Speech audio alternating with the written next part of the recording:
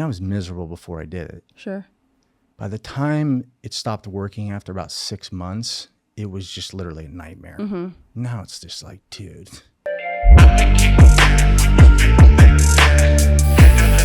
What is up, you guys? Welcome back to the #1 mental health and addiction podcast, the Hopeaholics. I am your girl, Natalie Eva Marie, and these are my boys. I'm Chad. Hi, I'm Shane. Make sure you guys like, subscribe, and follow us on our socials and wherever you get your podcasts. Got a new episode dropping every Monday and Thursday. Please come check it out. This episode is brought to you by the Infinity Group.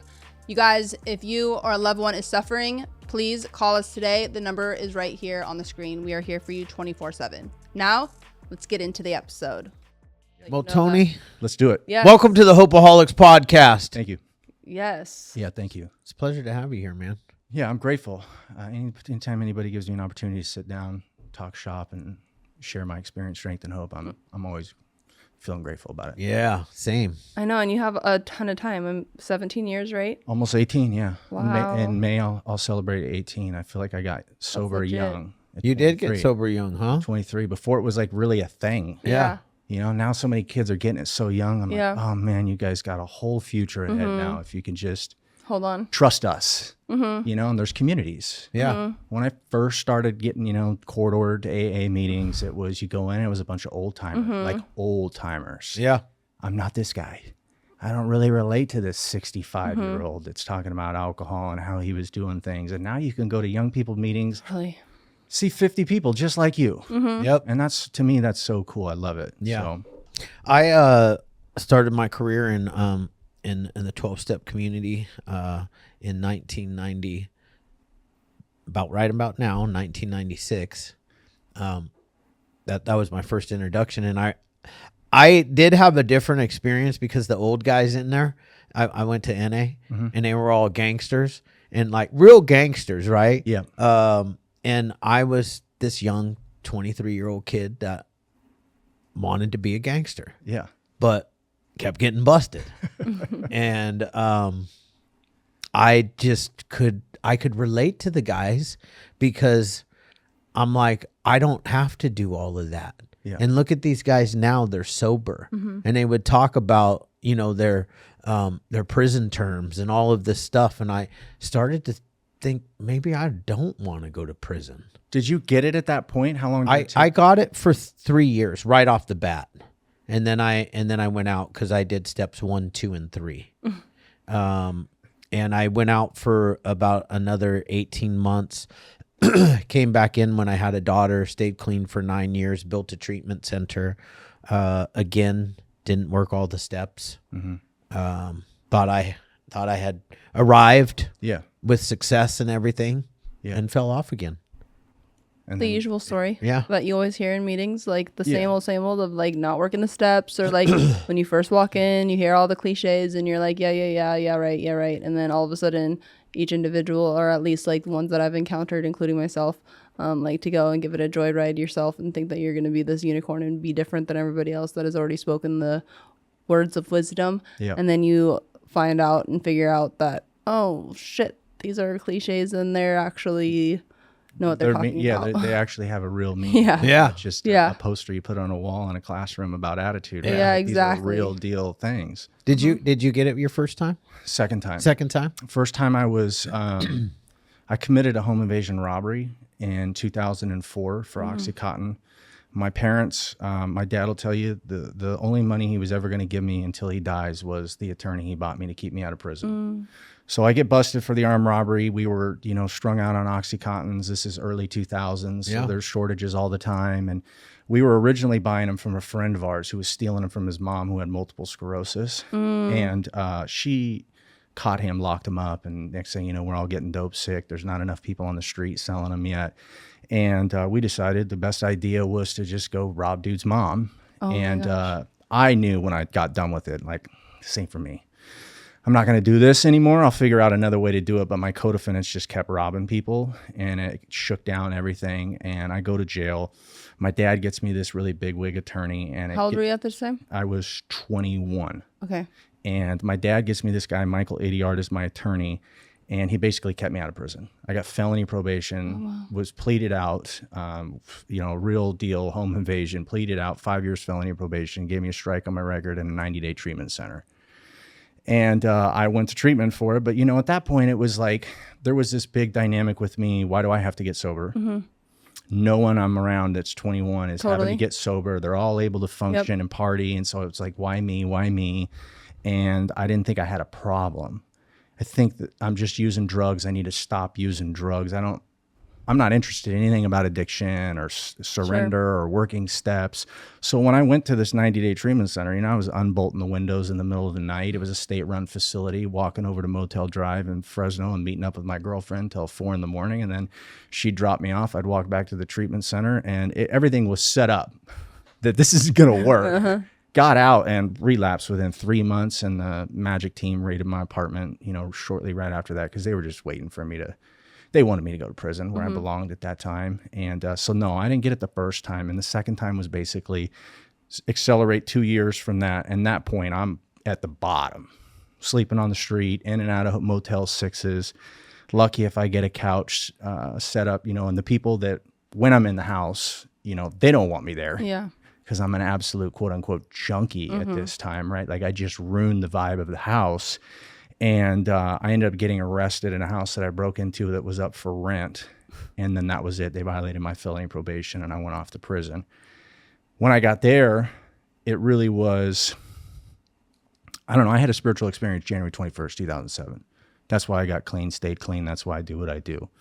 And I really had felt like when I got to prison, I was able to start looking internally at myself, and really look at like what I had, what my opportunities were, what my potential was as a person, how fortunate I was to have the mom and dad that I had and the work ethic they had and trying to provide for me. And I started to realize, man, like, what am I doing here? Like, this is all me.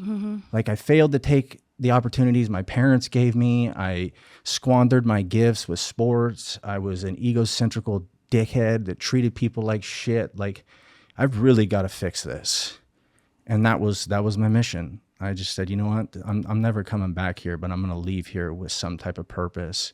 And I just really felt like God was telling me I needed to do the 4 things that I set out to do, starting in prison and kind of changing my behaviors one at a time before, I left prison a totally different person. And that was the beginning of everything. Oh my goodness. Wait, okay, so that is already a huge chunk, but I want to kind of go back a little bit to the early beginnings of like, how did you even pick up in the first place, or like what was that like? And are you the only child? Do you have siblings? I have a brother. He's 2 years older than me. I'm 41. Brandon's 43. Okay. He's got 2 kids, married like 19 years, totally different than me. Yeah, we brought him in here and we talked life stories, or even we talked household. We viewed it totally different. Isn't that wild? I always think that's so fascinating about like the human experience, because you can have the same siblings with the same blood from both mother and father and grew up in the same exact house under the same exact rules, yet very different perspectives. Totally. And it just speaks to him being different emotionally than me. His needs were different, and his needs weren't not being met, and that was okay for him. And so for me, it was a little bit different. I'm the emotional one in the family, right? I'm the young kid that needs a lot from my family. I was, really drawn towards my father as a hero figure and liked his time and attention, but both my parents were workaholics. Gone at 5 o'clock in the morning, home at 10 o'clock at night. I spoke one time in Kansas, and I had a student say, I don't even know who my mom and dad are. And I said, you know what? I get where you're coming from. I said, but what's worse? Never knowing who your mom and dad are, or but talking to your mom and dad and feeling like they don't even know who you are? I was like, there's a very interesting dynamic in which my parents were gone so much it felt like they didn't know who I was, what my needs were, and how to kind of manage those things. And so for me, the early life really was hinged on my struggles with my mother and father being gone, and then the mental health thing that I didn't ask for, right? Like, I just was an anxiety-prone individual. I never felt like I fit in at school. I had this really weird dynamic where I was the best athlete in my town. I got a lot of attention from teachers and coaches and kids, but I didn't want it. I had social anxiety. It's like, I do this because this is what we do in Clovis Unified, and I do it because I'm good at it, but I don't want the attention for it. And so there was just so much pressure around me, or what it felt like. I really just started to hate who I was. I'm not the guy that tells you, man, I was on this sick run and I was having so much fun. Right. I got arrested, but I still wanted to go out and do it. Like when I started using, I was just thinking about Danny. I know. Right. Yeah. we know those types. Yeah. Yeah. Yeah. Like, Yeah. Yeah. Not me. It was 6 months of relief, right? Okay. And that the relief I was looking for was, I just want to stop wanting to kill myself. Yeah. I just want to stop feeling anxiety. I just want to stop feeling like I have no way of blending in with the herd. When I found, I started like everybody else, smoking weed and drinking, but that really didn't provide the relief I was looking for. It was when I found opioids. But then when I found opioids, it was like, okay, this is going to be able to allow me to function like I believe I should be functioning.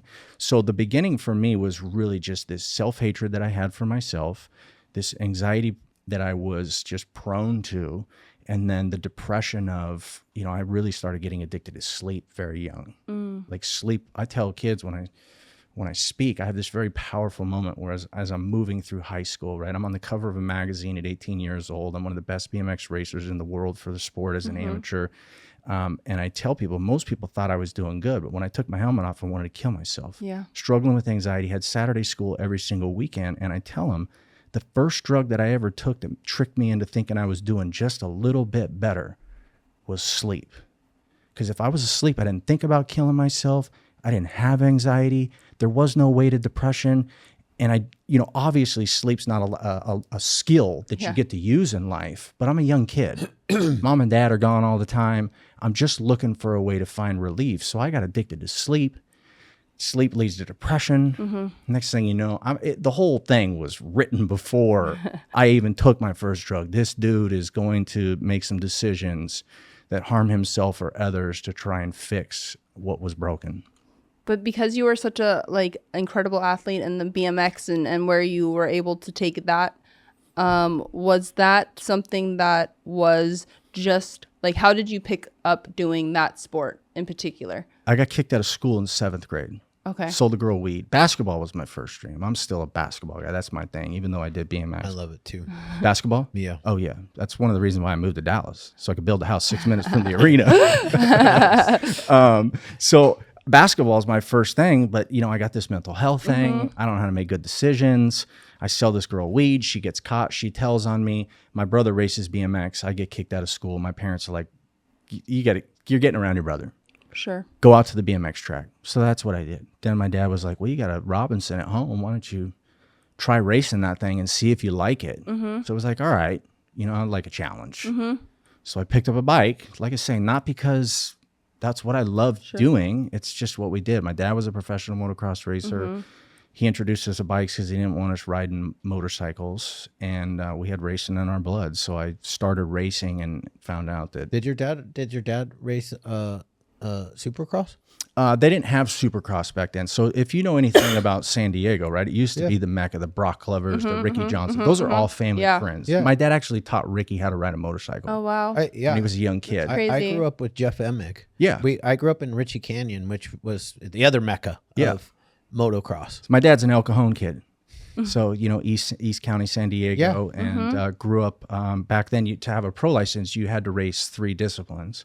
You had to do motocross, flat track, and street bikes. Oh, wow. So my dad's done the Daytona thing. Oh, wow. Yeah, he had a Yamaha deal through a my guy gosh. named Don Vesco. Yeah, he was dope for the short amount of time. Sure. He did it before he decided he was going to quit to marry mom. So literally, like racing is in your blood. it Yeah, really it is is. in our blood. Yeah. Yeah. So, Like the Deegans. yeah, well, not to that degree. That's I mean, there's in your blood, and then it's like just flowing through Right, your right, whole right, family right, gene right. and body. like it's crazy to me. Yeah, you inherit those things, right? Like carpenters have kids, and their kids are. I mean, look at like Build shit the with- go to football. Look at like the Mannings and like Yeah, that's true, huh? The Mannings. What's your look at your Deion boys? Sanders. Your boys? Yep. Deion Sanders prime and time his and boys. his boys. Like it's in their blood. It's flowing. Yeah. So, and that was kind of the way it was for us. So when I picked it up, the racing thing just kind of made sense to me. Yeah. And then my natural ability to play sports transferred into BMX. And so that's what we did. And that was really cool for us because that was when the family unit really could stay together. Sure. Because my parents were off on the weekends. Or the BMX races at the local track were late at night. Yeah. Not 2:30 in the Sure, afternoon yeah. when I played Yep. basketball. Because my dad couldn't show up to those. Totally. Yeah. Yeah, and that really messed with me. Sure. But the damage was kind of already done. Not that it's my dad's fault. No. But that's how I found a BMX bike. And then before you know it, we got addicted to it because it was like local racing's cool. But then we went to a state race. That was better. Then we went to our first national in Reno. And then it was like, well, what the fuck are we racing locally for? Because Right. this is where it's at. Yeah. And then next thing you know, we're traveling the country and So were you using at that same time that you No. were racing? no. Okay. That was like my relief though. Yeah, Like, totally. if I had a helmet Yep. on and I was competing, you know, Yeah, you were out of your own brain and you you probably were know into, for sure. Once it starts, you're blacked out. Yep. Yeah. You're focused on what's in front of you, and that's really a form of relief. For sure. But I didn't see it as that. Yeah. thing. Looking back on it now, all I had to do was just keep writing. Everything would have worked itself out. Like I would have really found who I was. I would have created my core values, my mission, vision, and values as a person, my non-negotiables, my code of conduct, and then my friends would have found me. Sure. Based on that, and then all the stuff that I really was confused about kind of would have just started making sense, and I would have been fine. But I gave it up. I was looking for money, you know, and I actually moved down here to be a network administrator for a guy that was Entrepreneur of the Year of California when he was 23. Started this VPN box. My aunt knew his wife. I was learning how to build corporate computer networks in my bedroom, and my aunt was like, you know, go talk to this guy. He can work for you. He called me and offered me a job before I left high school. Wow. And so when I knew that, that's when I put my bike away. And that was the real big problem. Yeah. Because I didn't have a helmet anymore to save me from myself. And there was no community of people that, you know, really held each other accountable, focused on good decisions. Kids were just kids. And then all hell broke loose really quick for me. And that's kind of when like everything just kind of crumbled pretty. Yeah, because I just hit the ground running with drugs. Do Smoked you weed. remember grabbing your first, what were you doing? Oxys? Yeah. Is that, and was that the first opiate you ever did was an oxy? I did Vicodin when my wisdom teeth got pulled, but didn't make the court. Sure. We didn't have enough education. I didn't know that Vicodin was the same as said, and OxyContin is just a different formula. Me either. Yeah, totally. So no, yeah, it was popped a few Vicodin, liked those. The guy was out, said he's got this new thing called OxyContin, and my buddy was like, bro, he said we could just split this thing. And I was like, all right, I'll never forget it. Like idiots. Yeah. Had a knife in a bathroom and tried to do it on top of a toilet, and the pill flew because the knife is you can't smash it with that, and it's like we didn't know what the hell we were doing, but I knew when I walked outside 10 minutes later that wow, that was sick. You know, I don't want to drink. Yeah. I don't even want to smoke weed. Let's just get these little green things. That's so crazy because you know what's funny is I was already working in treatment, and that was the story. That was the story of everybody that came into treatment. Was that story right there? A boatload of them progressed though to heroin. Most of them were from New York, though that I was treating at the time, Right? Because the oxys were getting so expensive, and the heroin in New York is white powder. Right. So they would just sniff it. They didn't have to. Wasn't all scary like the heroin in California. Yeah. Well, and for me, like in Fresno, we just got, Mexican black. Yeah. And same. when I went to jail the first time, they made fun of me. They're like, "Wow, that ain't shit. That's hillbilly heroin." Like those, and I'm like, dude, I don't know.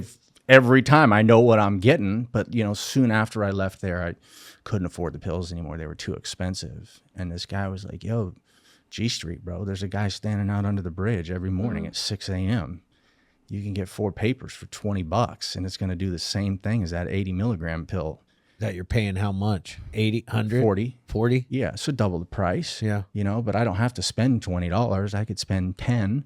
But I was a speedballer guy by that time. Once I started using needles, it was I got introduced to a speedball, and I didn't want to do anything unless I could go up and down at the same time. What's that? The Jim Belushi? Yeah, the Jim Belushi. Yeah. A lot of times I'll think of memories and I'll just shake my head.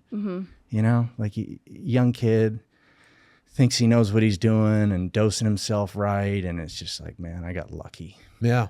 Especially being able to turn it around so young. Yeah. Because as we all know, because we've seen it time and time, and even with just ourselves, it's hard to, once it gets a hold of you, Yeah. it's very difficult to turn that thing around. Yeah. I think for me, it was, I was miserable before I did it. Sure. By the time it stopped working after about 6 months, it was just literally a nightmare. Now it's just like, dude, every hour I'm up, I'm down, I'm up, I'm down, and as you progress, your friends are no longer the friends you were hanging out with from school, right? You're hanging out with gang members and people that from the other side of town didn't grow up with you. Everybody starts scheming when you get around people that are using meth and people are trying to steal from you.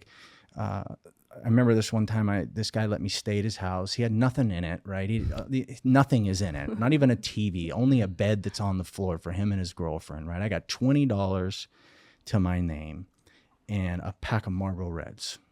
I pass out, I wake up, my $20 and my cigarettes are gone. There was only 3 people in this house when I went to bed. Yeah. And a girl walks in with a bag from 7-Eleven filled with shit. And I'm like, where's my $20? I don't know anything about that $20. It's like, well, sure you do. You just took it, went to 7-Eleven and bought yourself stuff, and when that kind of stuff is happening to you at your bottom, it hurts. Like it hurts because you're alone. You don't feel alone. You're alone. And there's a big difference between feeling alone and being alone. And I was homeless for the last 6 months, and that was really, really painful for me. That was when I really started to question, my life, whether I wanted to really live, and deciding, I'm gonna die one day soon. I'm gonna put a needle in my arm, and it's gonna be the last time.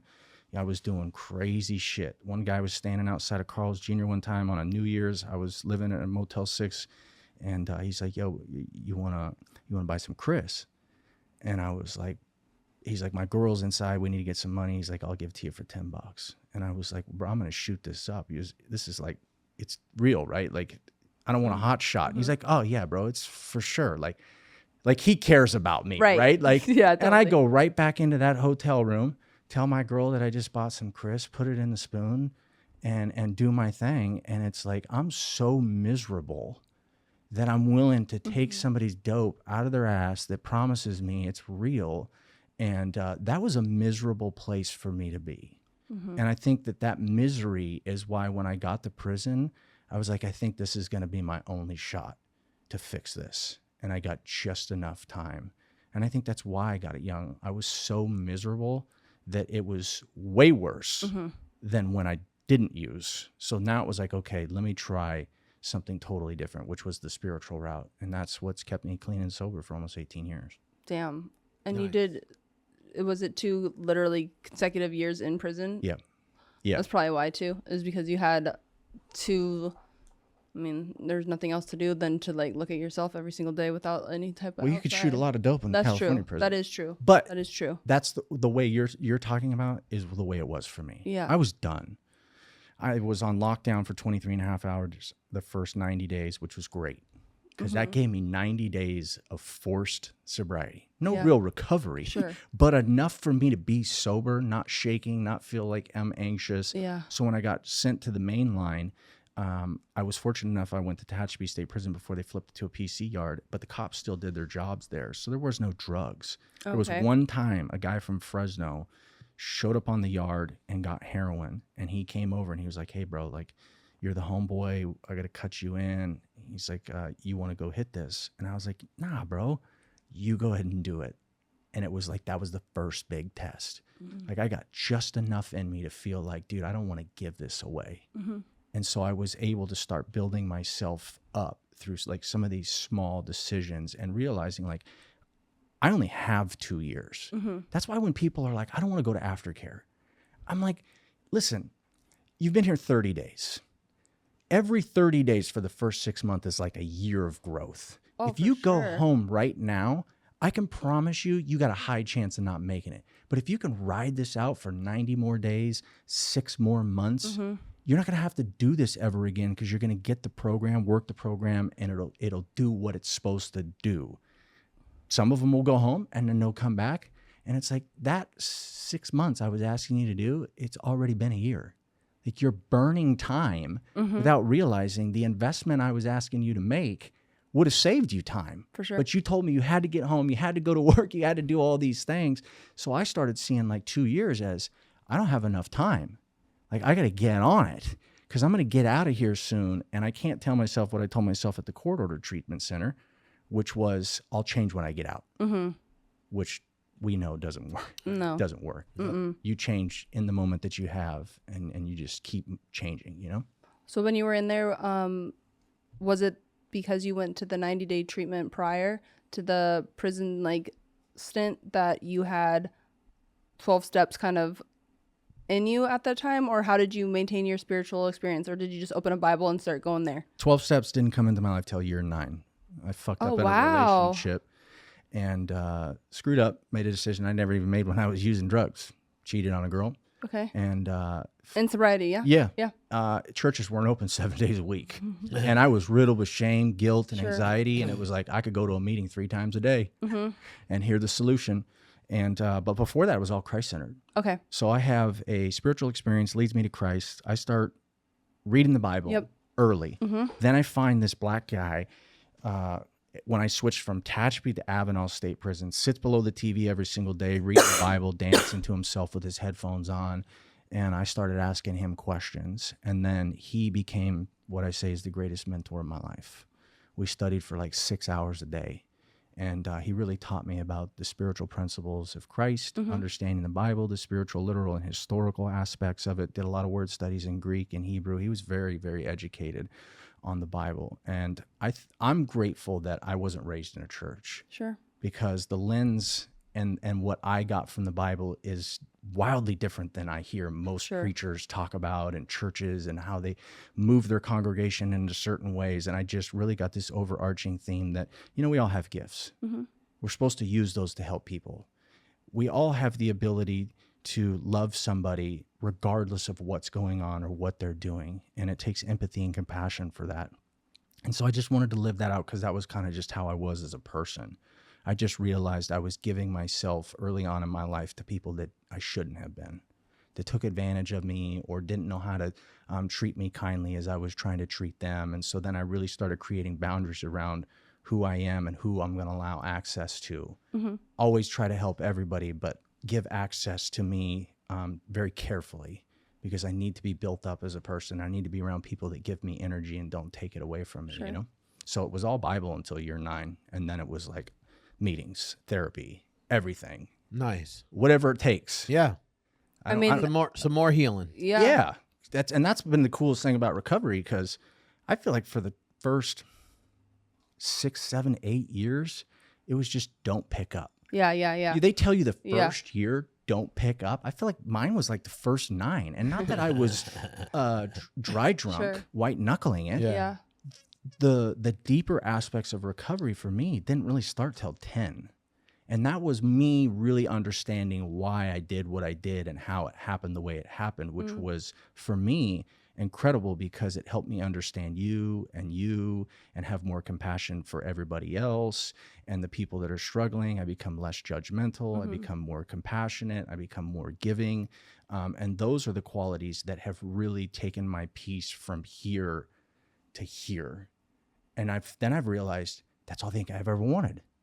Peace. For sure. Yeah. I just wanted to feel okay. I mean, I say it all the time. I feel like in general, non-addicts and alcoholics, I think the human species, ultimately, I think that's what we all craving is that just kind of like peace of mind, being okay with oneself and being okay to just like kind of sit idle with yourself without going, you know, cuckoo for Cocoa Puffs. Sure. But what I think is amazing about your story is that you're able to go in and do a deep dive into the word, which is incredible.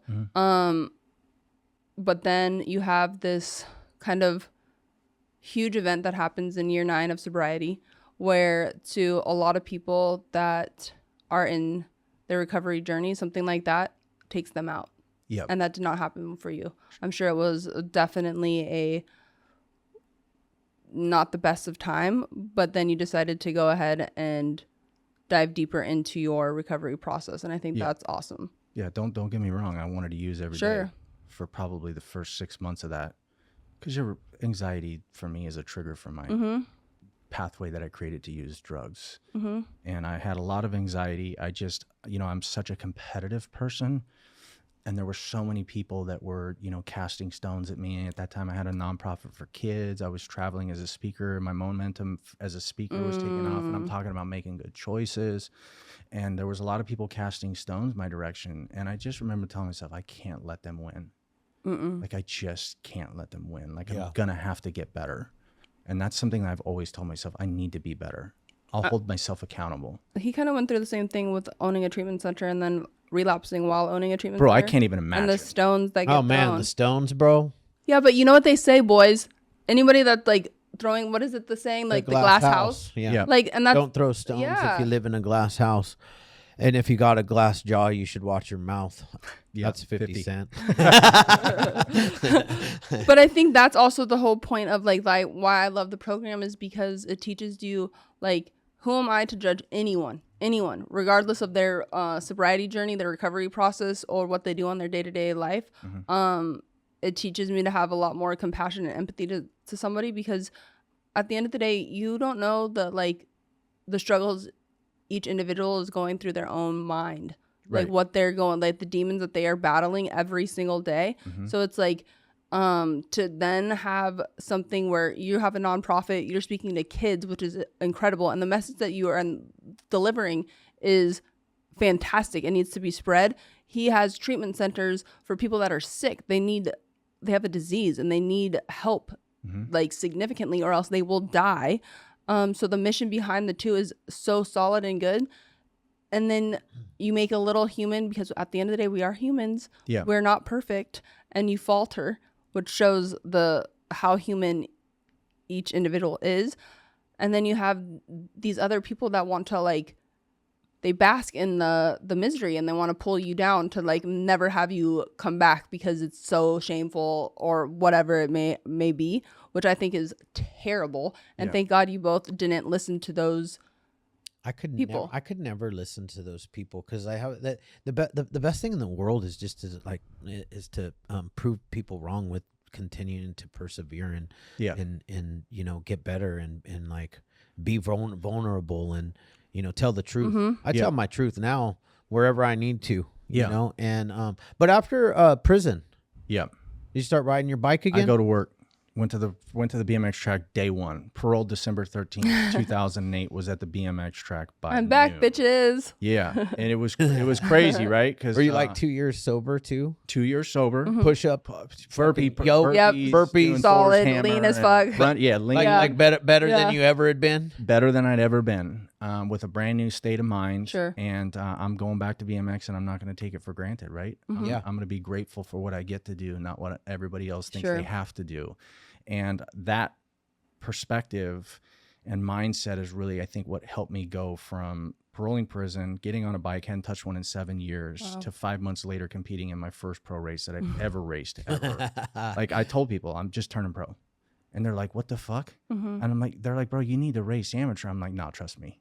I don't have to do that. Like, I know how good I am. And now I'm taking my natural ability and I'm mixing it with the mindset and the work ethic. It's going to show up for me, I promise, because that's what I feel like God's telling me to do. I showed up at Bakersfield in the first weekend of May of 2009, and I podiumed the first weekend. And it was like, like, I'm back, bitches. A lot of people that were, I grew up racing, were racing pro, and, we're going to the Olympics and doing successful. And, like my friend Donnie would say, it sounded like a cool story to tell. Sure. But when I showed up, and I was fit and ready, and I podiumed at the low pro level before I got to move into the Olympic level, they knew it was like, okay, this is actually real. This guy's actually going to come back and try and do this whole Olympic journey thing. And I made the $5,000 in that first year being back on the bicycle, and went from the lower pro division to the higher pro division. And that was a challenge. I tell people, natural ability will show up in the lower pro levels. It's just like a Heisman Trophy in college, right? There's just so much more talent there. as soon as they get to the league, you find out whether or not they're good Yeah. up here. Yeah. Because that's what separates you. And it took me a while to figure out the mental aspect of competing at the highest level, because everybody on the talent scale, the genetic scale, the speed and ability scale was pretty much the same. It was just the mental part. So it wasn't easy for me, but I made 6 finals within the first year of being at the Olympic level. And I blew my knee out, which ended my racing career. And that was when I started pivoting into the direction of the nonprofit organization and really focusing on my speaking and coaching BMX athletes, which is what I ended up going to the Olympics for, was coaching athletes. And so spent a lot of time down in Chula Vista at the Olympic Training Center, working with athletes from all over the world that entrusted me with being their coach, which is kind of crazy. Yeah, I know. You know, a lot of us say, we look at our past and we think, how the hell did this person get to this place that owns a treatment center? Or one of my employees, like, I got out of prison and I shouldn't even have a job. And here I am listening to my bosses tell me how much we appreciate her and the work that she does is something she never believed was possible, you know? And that was kind of the same deal for me, was this is a trip. It all just, as fast as it went downhill, when I committed to recovery and I committed to just focusing on my potential, drowning out the noise and doing what I was good at, it almost seems like it worked just at the same speed. I mean, you know, when you put your all into it, I believe that, man. Yeah. You know, when you're living your purpose, right? When you're completely, so you had a 2-year hiatus where you found you found your path, your spiritual awakening, to be honest with you, even before working the steps. And then you already had a purpose and a passion. You had a passion already. And bam. It's funny because I want to just real quick, when you talked about getting to the higher pro level, it reminded me of this thing that Inky Johnson says: when talent meets talent, talent is no longer enough. Right. It all becomes mindset at that point. Mindset and work ethic is what you, and you said that earlier. Yeah. Mindset, when you got out and you were like, I'm going to have the work, I have the work ethic and the mindset. Yep. And like, that's what it takes. How many Heisman Trophy winners flop in the NFL? More than don't. More than don't. More than don't. And then you've got guys like Kobe Bryant, who, or look at Tom Brady. Tom Brady is the perfect example of pick. like Totally didn't even. I'm going to tell you, third, fourth, fifth, sixth string. Tom Brady's was a lucky story, and look, I'm a Raider fan, and at the time, Bye. We're going to go back to 2002 when don't even talk about my Tommy boy like that. The tuck rule, and the Raiders would have won that game otherwise, which would have totally blown Tom Brady's mindset. But because they got the call wrong, it worked in his favor, and he was like, you know what? I got this. Yeah. And then he went on to be probably right now, until Patrick Mahomes takes his place, the baddest. Which is really Tom Brady 2.0. What, totally. And not only that, but like Tom's in college and from high school, the guy didn't even start throwing a ball until he was like a sophomore in high school. And then he put in so much work because he was like the fourth string or something in college, didn't even start. And then to go through the lengths that he had to go to continue to chase the dream and the amount of work that he put in just to hopefully get that opportunity to maybe get called into the game, because he was not a starter forever. Then his senior year in college, he was still going toe to toe with I think the guy was I forget his name, but I want to say a new classman that came in. So he was constantly battling, which made his mindset fucking solid for when he got into the league. Yeah. So. And some people are good when the lights go on. Different perspectives. And some people can't. You're right. That is a huge game changer. As soon as the lights go on and the pressure is there and the stands are in the stadium, and then your number gets called. Yeah. Can you show up? Yeah. Or can you not? And a lot of people can't, because it's a way different arena than what they're ready for, you know? Sure. And so it's like whoever can perform underneath that pressure is huge. That's why I love sports. Me too. I love it. Any given day. I love it. I love sports. I can watch playoffs in any sport. Yeah. I can watch any sport. Like golf at the very end, when you got two golfers going head to head for the championship, for the green jacket. Yeah. Well, that's also too, like, that's why the whole Inky Johnson, the quote and everything, it's so true because it's your mind. Your mind can take you or break you. Yeah. Like a lot of it comes down to whose mind is more But you have to unbreakable. callous your mind, like David Goggins Yeah, for says, sure. with getting up earlier. Kobe always knew that he worked harder than everybody else that was on the floor. I wasn't a Kobe Bryant fan, but I would watch every interview. Yeah, he speaks really He well. just understood the game. He understood why he did Sure. what he did. Sorry. Yeah, Oh yeah. my friend Timo's a diehard Bryant fan too. His mind is Yes. why he was so Agree. successful. His perspective on everything. For sure. I give a group in treatment, and it's on perspective, and I draw a graph, and basically this is great, this is baseline, and this is when things are bad. And underneath each little different mood is, what does this mean? And Kobe Bryant was very good at managing moments that were great and allowing him to say, this isn't that great.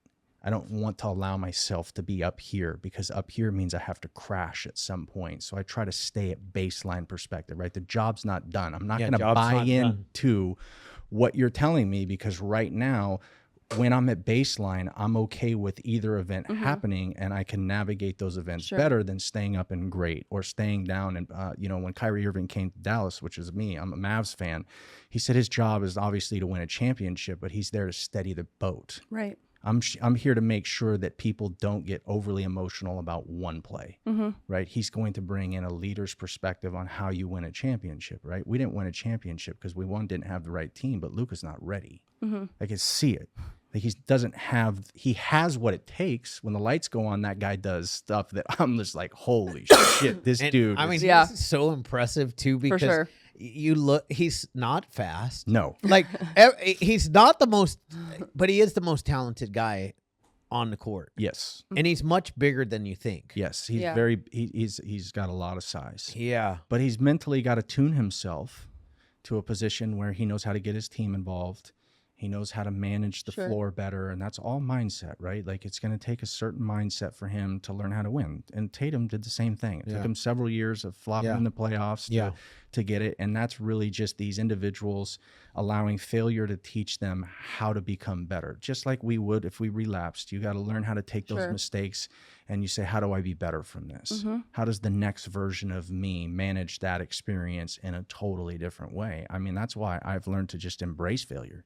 Oh yeah, you have to. Like, the only way you can achieve success is by failing. Yep. I mean, look at Jordan with the Bulls. Yep. I mean, look at that was an incredible run, and I feel like hats off to the coach allowing the space of letting the guys like kind of fail and do their thing, and then all of a sudden, I mean, there hasn't been, I don't think, another team as sick. Jordan's the GOAT. For sure. Jordan's the GOAT. He is. I think it's agree. LeBron, but No, I disagree big time. I love Jordan. I love Jordan. On so many levels. I love the way that Jordan is able to, the way he thought about the game. I don't like the.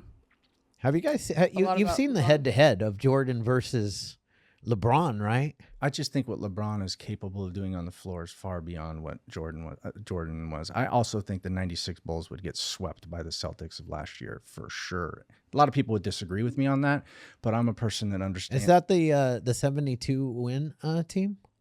The Celtics? No, well, if they were playing the Warriors, it would be the same thing. The 72 win Warriors. The 72 win Bulls. Did they win 72? Yeah. Okay. Yeah, that team, I think that they would get swept because the game ran through the center, right? The center couldn't stretch the floor. So if you look at schematics and you put those bigs in a pick and roll with modern offenses and the pace that they have, you're going to have to pull them out. Shaq would run out of breath and die from the pace of today's game because they would just put him in pick and roll schemes the entire time and then stretch the floor with the 7'2" Kristaps Porzingis and hit a 30-foot three. You leave him wide open, he's going to drain him 40% of the time. It's just a totally different game. So I respect what they were doing back then. I wish we had defense more back then now. But I also see athletes today they grew up on YouTube. Well, and there's so many different people. things. The recovery process is way completely different from like what they're able to do But off would the field. these off the guys court. be able to handle the true brutality of the game back then? I believe so. You do? Yeah, because I don't dude, know. LeBron could. He's a beast. But so look at it this way. So the Mavs played the Warriors the other night, and they made the most 3-pointers ever in a game between the two teams. And people are like, this is why the NBA sucks. I watched that game.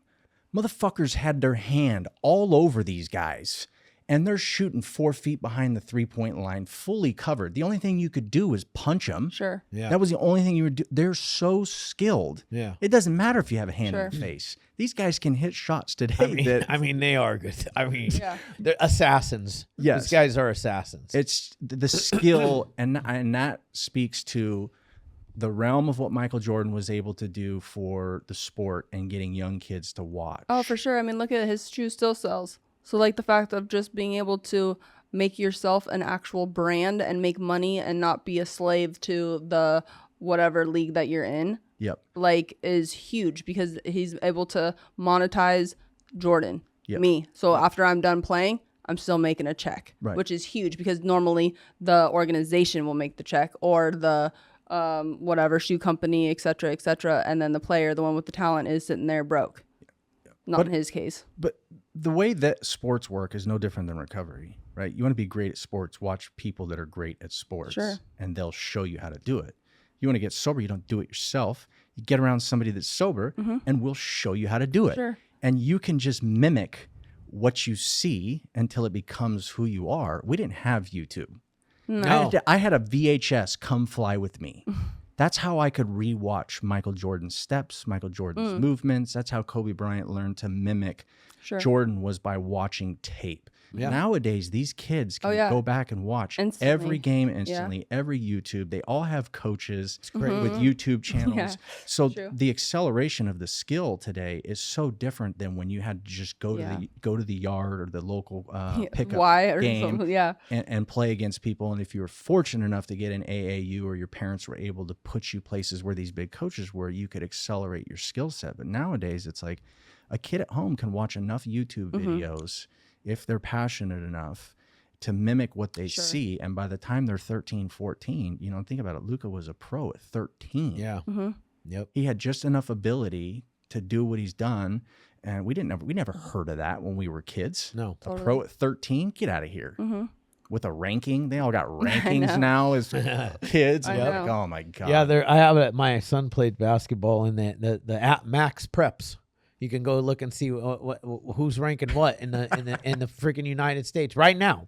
That's so I can tell wild you who's to number me. one. Yeah, that's so wild to me. But then you can say the correlation with like recovery, right? So when we were all growing up, when we were first trying to get sober, nothing like this existed. I didn't even know like recovery. We didn't really talk about it. Nobody was really talking about addiction or disease or anything of that nature on any level. And so the fact that now you are right there with your phone, you can literally listen to a podcast, listen to your story, pull up or do a Zoom meeting and see what are these people talking about. Maybe I have this problem, maybe I don't know, maybe I should kind of look into this a little bit. Yep. That's like the beauty of technology and kind of like where we have progressed is because the conversations are being had. Yep. Hopefully more kids can get sober at an earlier age and not have to kind of go through the hell for decades before they actually come to the conclusion like, oh, maybe they do have a problem and they're not alone and they're not a unicorn and they're not by themselves and they can do this too, and then eventually have a life beyond their wildest dreams and do something that is meaningful and purposeful and like fulfills them. I want to ask, how does your family feel, like your parents, especially from where you were and what you were doing to then even where you are today? I mean, they're obviously proud, right? Their son's really turned things around and helping a lot of people with what he's done. But I think most importantly, we're just grateful I'm alive. Since I've graduated, 16 kids I went to school with have died. I went to school with 4,000 kids. Now, 16 is still a big number for one person to know that have overdosed. And some of them were my best friends. And my parents have seen how devastated families are when that happens. And my dad will tell you, he used to just get online every single morning when he got to work and he would check the jail registry.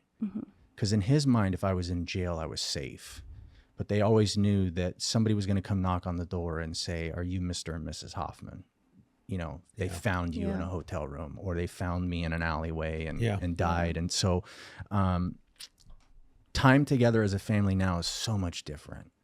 It's so valuable, right? Because we're we don't get to live in this experience for very long. And my parents are in their 4th chapter, and every time I see them, I just I'm so grateful for the values they gave me. And while we weren't perfect, they did a fucking great job doing their best to grind it out and make sure that me and my brother had everything. And so now it's just it's so cool to hear my mom say, I love you and I'm proud of you, and my dad to say the same thing. I never heard my dad say I love you until I was at Avenel State Prison. And now, and it was crazy because we were on the phone and we were getting ready to hang up, and he just like, I love you, Tone. And I never heard that from him. And I don't know what prompted that, but I think it was, you know what? Now's my chance. I need him to know that I do love you. And now every time we get off the phone, we say, I love you. Sometimes he stutters and it takes him a second because he's a boomer.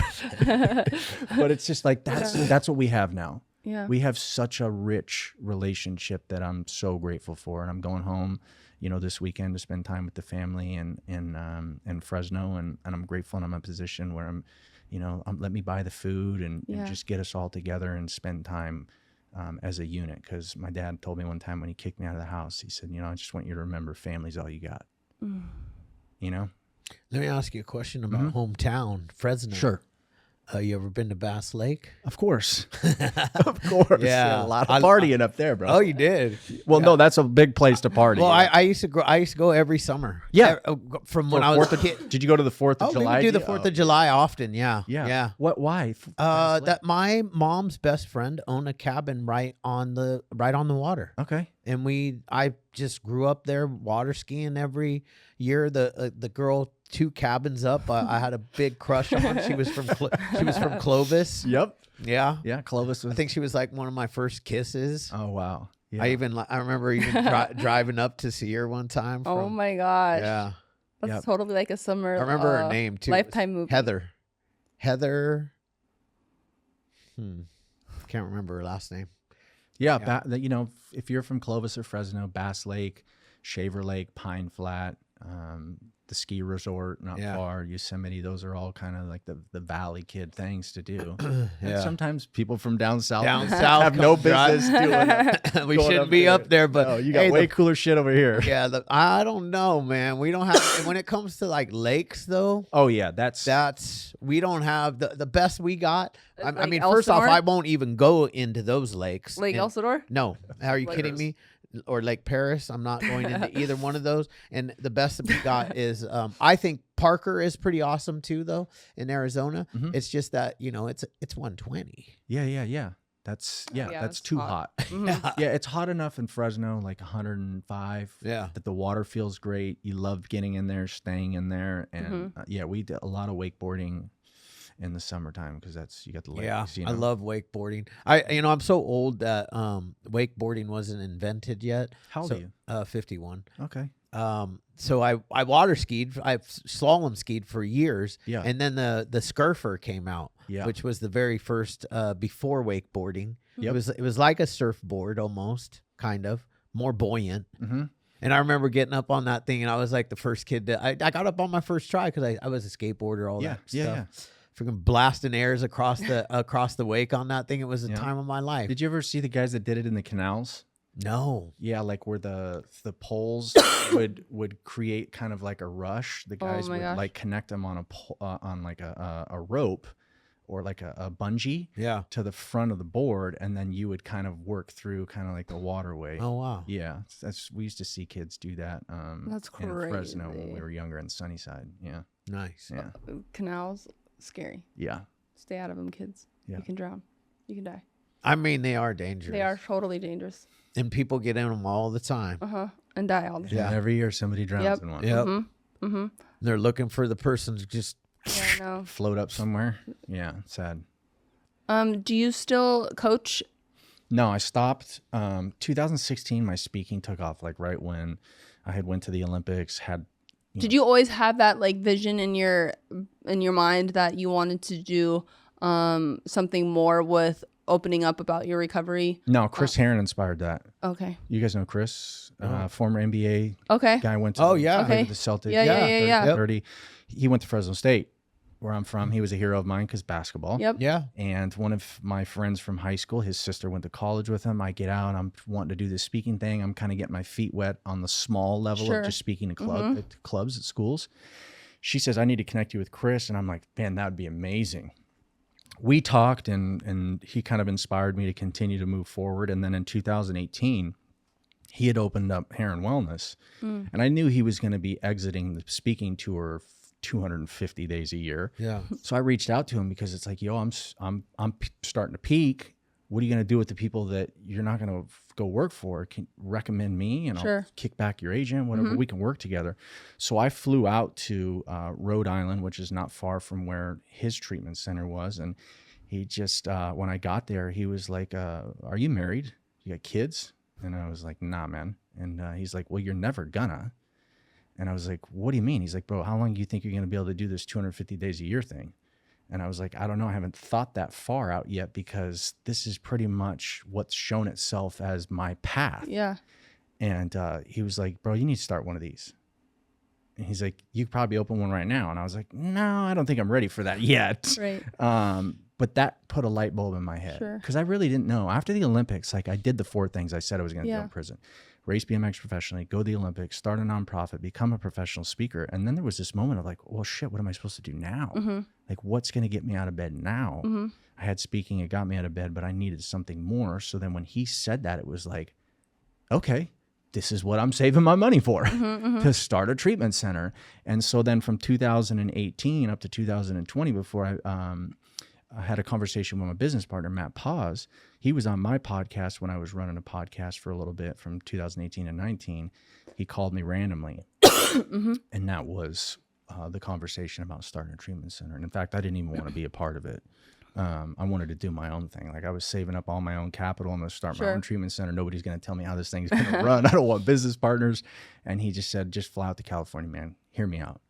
And so I flew out to California, and that was what kick-started the whole thing. Wow. So at that point, like I couldn't coach anymore. I was on the road 200 days a year. Yeah. Yeah. Athletes couldn't get the attention that they needed from me. And I also didn't. You know, I got an athlete in Bolivia that's messaging me at 4:00 in the morning because it's 10 o'clock there. I've got an athlete in Australia messaging me at midnight because it's the middle of the day there. And it was just like, dude, I don't have any time. You know, like a BD guys are, right? It's like BD times 10 because you've got different time zones all over the world. Yeah. For $200 a month. Oh, yeah. No. Couldn't do it. Right. I was just like, you know what? Speaking is showing where it needs to be. I like that you really went into like speaking because that's something that's become a passion of mine big time and ours. I'll speak for collectively, at least for her and I. Yeah. He likes to open up for us and say a few words. I don't know if he has the same passion or drive to actually be a speaker. I don't know what happened to me. It happened when we went to the Aspire tour, just as like guests of one of the speakers. Yeah. What's his name? Zofe does that. Huh? There's a guy that owns treatment centers that does that. His Ryan Zofe. He's a part of the Aspire tour sometimes. Oh, is he? And then the dude without the limbs is a part. Yeah. That. Yep. We had dinner with that guy. I can't remember his name, but so I went, and a year ago I was like, okay, this is what I want to do. I got inspired by Aspire. Yeah. And I was like, this is what I want to do. I want to do it for, different reasons, for addiction, for this world. And the past year we've been speaking, and I actually had my first semi-paid. There you go. Yeah. It's such a different feeling, right? It was dope. Yeah. Yeah. It took me 4 years.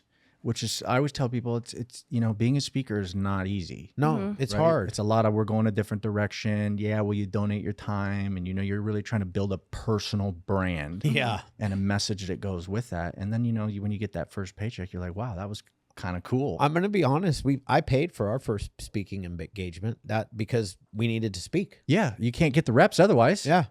So we had to speak. And then what I ended up doing is, I was like, all right, how about we build a stage here? So we have a stage here, There you go. and we do You hosting events. We Yeah. host events. There you go. Once a month. There you go. We had one Friday night, and I probably 300 people at least. yeah.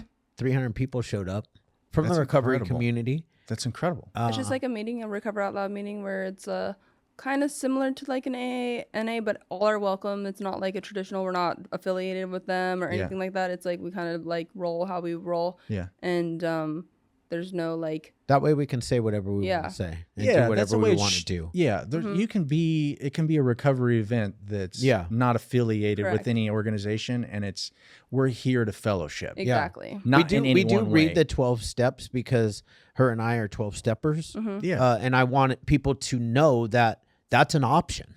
yeah, And it's a pretty dang good option if you want to, find that peace that we're all looking for. totally. It helps. Like we're looking for peace. ton. Yeah. It's so crazy. Yeah. Listening to your story, it's like, man, I think I came out of the womb like riddled with anxiety and fear. Yes, And I never felt like I fit in. yes, And, the first line of meth, they called it speed.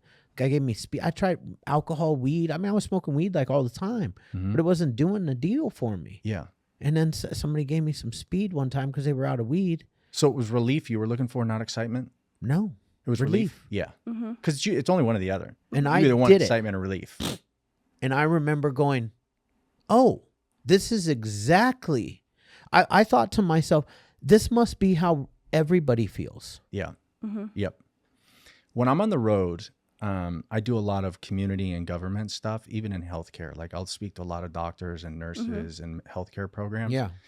And what I'll explain to them is every human being, according to what we understand neurologically, is supposed to touch, feel, and see their environment until Yeah. their frontal lobe of their brain is completely developed. That's when they make a decision how they're going to do things and why they do things. What if a person is touch, feeling, and seeing their environment according to what they're actually supposed to do as a human being, but they feel like their hand is stuck in an electrical socket every single day? And the first time they ever experience their finger dislodged from the electrical socket is when they took a substance. I dated a girl one time and she said she had a shoulders procedure. She took an OxyContin and never took one ever again. And I said, why? She was like, I was scared to death. And I was like, from what? She was like, I felt so out of control. I don't like feeling out of control. My mom has said those exact words. My mom too. Like those are normal people. And I said, oh, I guess we want the same thing, because the way you feel sober or under the influence, the way you feel under the influence, out of control, is how I felt sober. Yep. My finger felt like it was stuck in a socket. Yep. A drug took it out. You never felt like your finger was stuck in a socket. So when you touched, felt, and were seeing your environment, you did something and the brain communicated to you that it was bad, and it was. When I did it, it communicated to me that you're finally going to get to be like everybody else, right? Yep. And that was what I tried to explain to people, is this is how you have to understand addiction. 68% of kids who smoke weed, use nicotine products, or use alcohol or any other type of mind-altering substance before 14, 68% of them have been sexually abused. Ooh. Sexual abuse disconnects a person from their brain neurologically in a way that other people don't have to experience. It also creates shame, guilt, anxiety, fear, which is like what? Putting your finger in an electrical socket. Yeah. Why do they end up using substances so frequently? Because the substance provides them relief. Totally. And then the brain tells them, do it again. Before you know it, when you swing down and you're not on the substance, the brain starts telling you, you got to do it some more. And it's, the reason I tell that is because I want them to understand that we're not bad people. No. We're normal people. A lot of us have had bad experiences that we didn't ever ask for, or grew up in environments that we didn't ask to be in, or had mental health struggles like I did, or the anxiety that you had. We didn't ask for that. We came out of the womb with it. There was nothing that did it to me. I wasn't sexually abused. I just had it. Yeah. And because of that, it led me to a place where I was trying to do what every neuroscientist says I was supposed to do. Just touch, feel, and see things and let my brain communicate to me what's good and what's bad. The problem is, when I took the substance, my brain told me something different than it tells most people, and I didn't get to choose that mechanism. It's just the way I am. And it really helps people understand addiction and realize that, hey, these people that are struggling, we need to think differently about who they are and what that actually means. Because to me, the most important thing is if you change the way you feel about us, you'll change the way we do things for us. Better systems, better infrastructure, more support, less judgment, less stigma, you know? Oh, for sure. That's Yeah, why it's all we- about here. yeah. I'm hearing my the words that I love the most right now is like no more stigma. Yeah. You know, like, and because that's part of the problem. That's part of our shame, guilt. I mean, we already have the shame and guilt for the behaviors that we do and the harm and pain that we Yes. cause ourselves, and oftentimes more so others, because we are actually very sensitive people. Totally. So Yeah, when for I sure. harm you, it actually hurts Yeah. me. Yes. Like to the absolute core. And now the only thing I can do to get rid of that Let's do is some more. it's that substance Yeah. right there. Yeah. But it's breaking the stigma for people that aren't us. Yeah. Because like they have a misconception Well- because it's just lack of knowledge and education, where they think it's just this like really terrible human being that is like homeless underneath a bridge and has no good morals, no good family, no, like they were just dealt a shitty hand of cards and sorry for you. It's Yeah. like, no, this is your sister, brother, husband, spouse, office mate to coworker, It's to everyone. your best friend. Like it's literally, addiction does not discriminate and does not matter like where you came from, who raised you, or anything like that. It just doesn't. So it's like really breaking that, kind of opening up people's eyes that there's a lot of people that have this problem and have this disease and can recover and get better that they had no idea even had it. Yeah. You know, that's why it's like so important to have somebody like yourself speak and go on the tours, have somebody like him speak. You know, Yep. God gave me a really large platform that I had no idea was going to happen, and it's really important for me to use it and share my experience, because people would on the outside think, no way did this ever happen, you know, Right. where we like to play these games in our own minds, but it's like, yeah, each and all of us, we're all the same, Yep.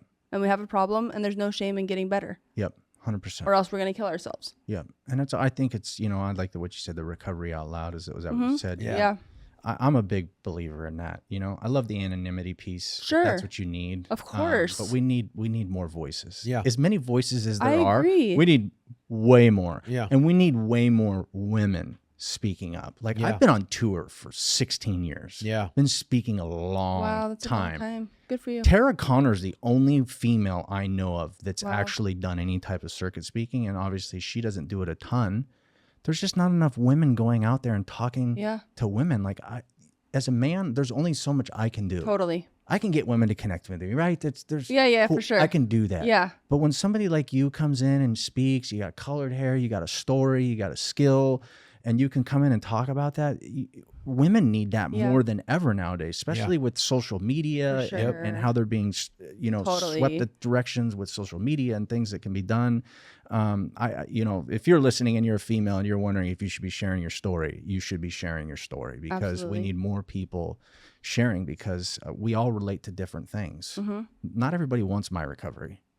Right. That's fine. Right. You don't have to have it. right. But if you do want it, I'll help you get it. Yeah. Find somebody that you do want their recovery. You know, that's Yeah. what we do. You go to a meeting. I was going to ask you, was there something you heard in that meeting in 1996? I think you said it was, or 1990, or was it just? It was it was how loving these guys that I look at them and I could see they were freaking old heroin junkies with black veins, and I'm like, they're sober and they look healthy, and Yep. and I was like, and they're the real deal, and they were real with me. They were like, bro, here's the leader format. I was shy, scared kid. 23 years old. I'd never even had a job yet in my life. And they gave me the leader. But then after that, it was like, shut up and listen.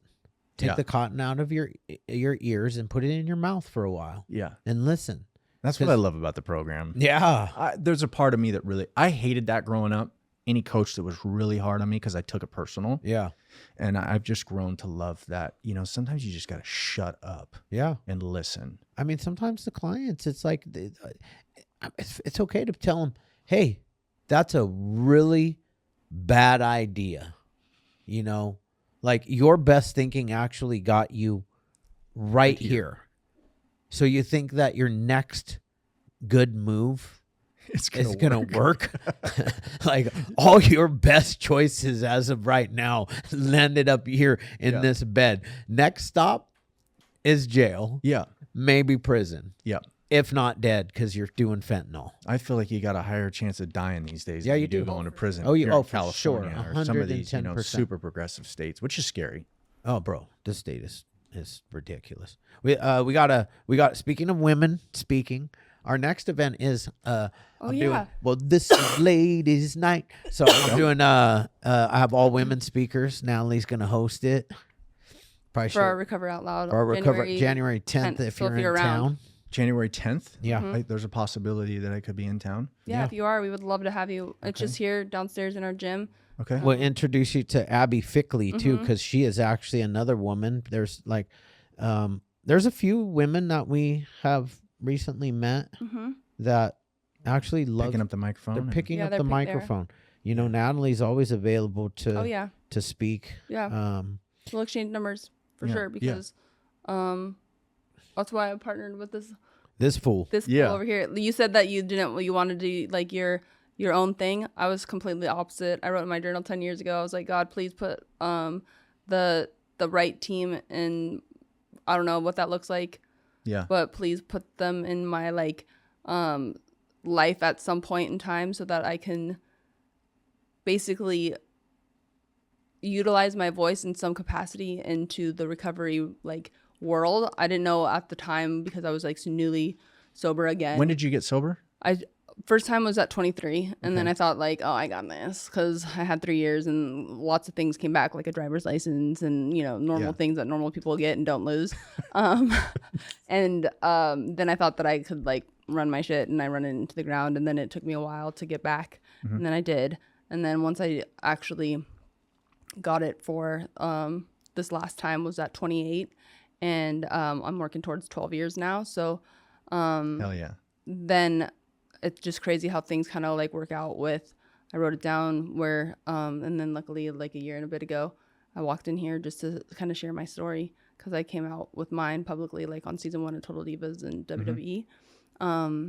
And now I'm here. So it's it's important because when I was younger, it was just, you didn't hear about people talking about it. Yeah. And I had so much shame because I thought I was weak. I was always taught not to show your weaknesses and thought that doing something like this is a sign of weakness, but it's totally the opposite. There's so much strength in looking at your oneself and fixing those character defects and owning your faults and owning your story and being able to tell people it's okay to work through those insecurities, those fearful things that you have, and kind of work and navigate through your demons, because failure is amazing. I look at failure. I failed so many times, but what I do know is that I'm resilient as fuck.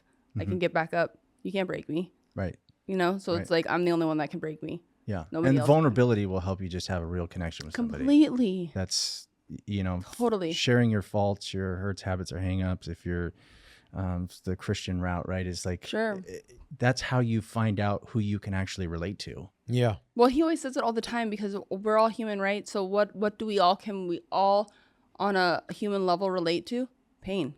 Yeah. Emotion. Yeah. Emotion and Emotion. pain. Everybody has had it, and everybody knows how it feels. Sometimes there's these this persona of men that they're tough. Those guys crack me up the most. They really do. Because there was that UFC guy that said you don't need a therapist. You basically need to knuckle up and make your family happy and put a smile on your face. And I'm like, that dude needs a therapist. Yeah, for sure. For sure, he needs a therapist.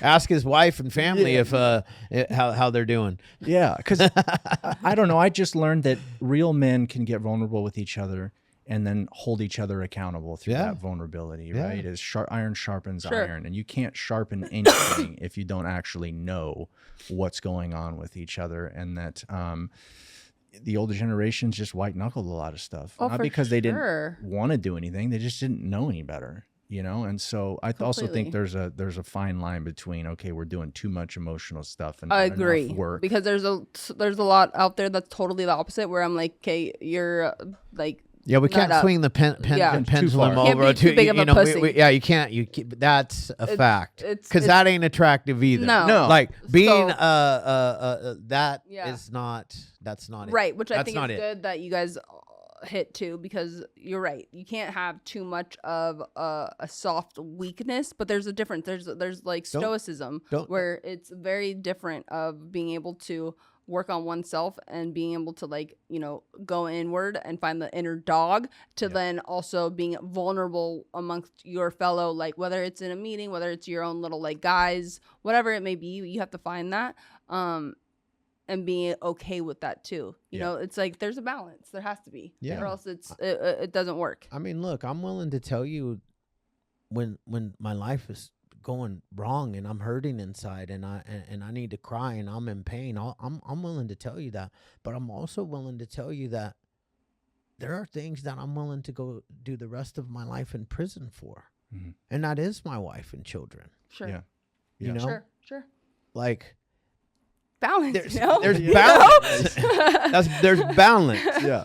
I'm still a savage, Right. Yeah. but Yeah. I'm very loving. Be able to identify your emotions, be Yes. able to communicate those, Exactly. but also be ready and willing to do the fucking work.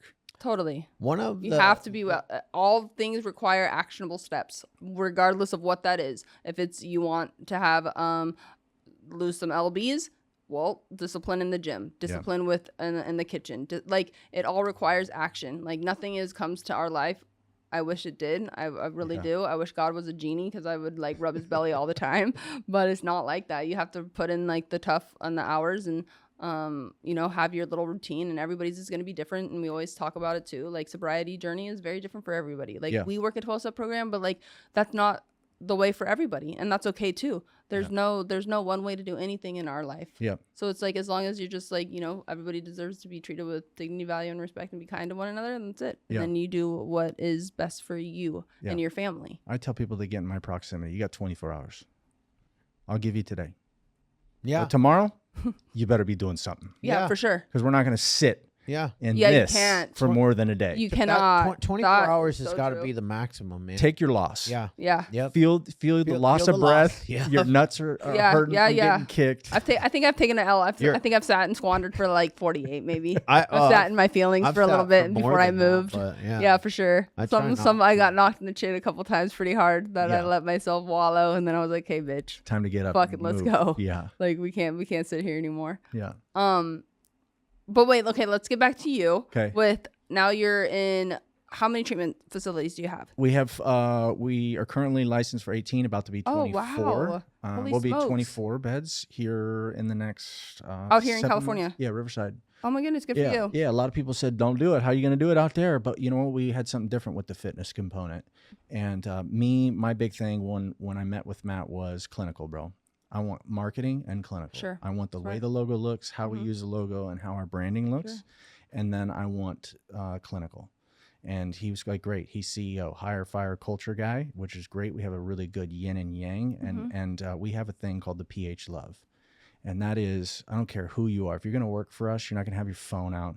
If you're going to work for us, you're going to understand and learn how to understand the person and where they're at and how we have to meet them where they're at and let them be who they are while they're working through what they're going through. And that's something the clients speak highly of when they come to us, is really just that PH love and feeling like our clinical truly does care, from the detox techs to the doctors and nurses and the program director. Everybody plays a role in the overall culture of what we're doing. And so we have the 24 beds. We just opened up an office in South Florida that's for our admissions. Nice. And then we're looking to do an out-of-state facility. So we're actively right now traveling around to look for something out of state. You know, you and I had talked, the California model it's a little difficult to provide treatment. And I'm sick of seeing yard signs and stuff because we got to do it in neighborhoods. Yeah. I don't, in the It's neighborhoods. not that we want to do it in neighborhoods. The neighbors on the honest with last one were like, go do it over there. And I'm like, listen,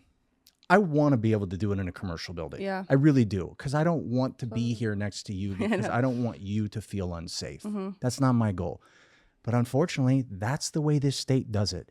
and this is the way it's got to work. You're going to have to trust that we're ethical. We do the right thing. You can look us up, look my story up. I promise you, we're going to work with you. It's rough. Every set of the way. And they still put the signs out. Yeah. That they don't support unregulated sober living homes, even though we told them we are not a sober living home and we are 100% licensed by the state of California. You know, so yeah, it's rough. We're doing great. Yeah.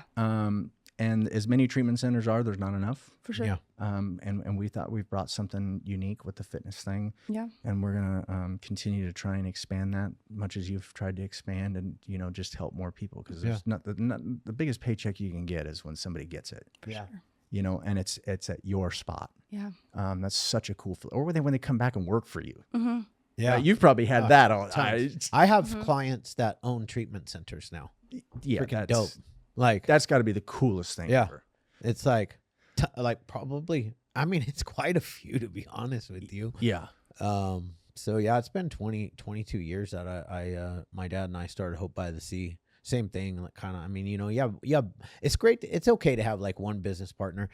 Just keep these fucking private equity firms the F out of our stuff, because they come in and they rip the heart and soul out of it, and they start to ask, what insurance policy do you have? Yeah. I don't care what insurance policy you have. If I can take it, I'm taking it. And guess what? You're getting treated just like everybody else. Yeah. It's just how it is, man. Yep. We have bootstrapped it. We're pulling out retirement, second mortgages on the house, and Cool. and we love that because we haven't wanted investors. Yeah, you don't need them. Cash is king. Save your money. Yeah. Reinvest the money you make into your company, and things will grow organically at a speed that's sustainable. Yeah. And because I have seen what you're talking about, and it literally ruins a treatment center. For sure. I mean, it can go from the greatest thing to just, what are you guys doing? And then you get these BD people that have nothing to do with recovery. They're just another corporate talking yapper that loves the idea of a sales position in our industry. And not that they're all bad. That's don't get me wrong. Of course. But yeah, we've tried to keep it team, and I hate to say family. Yeah. Just because sometimes family could be too close. But we have a very strong team environment, mom and pop.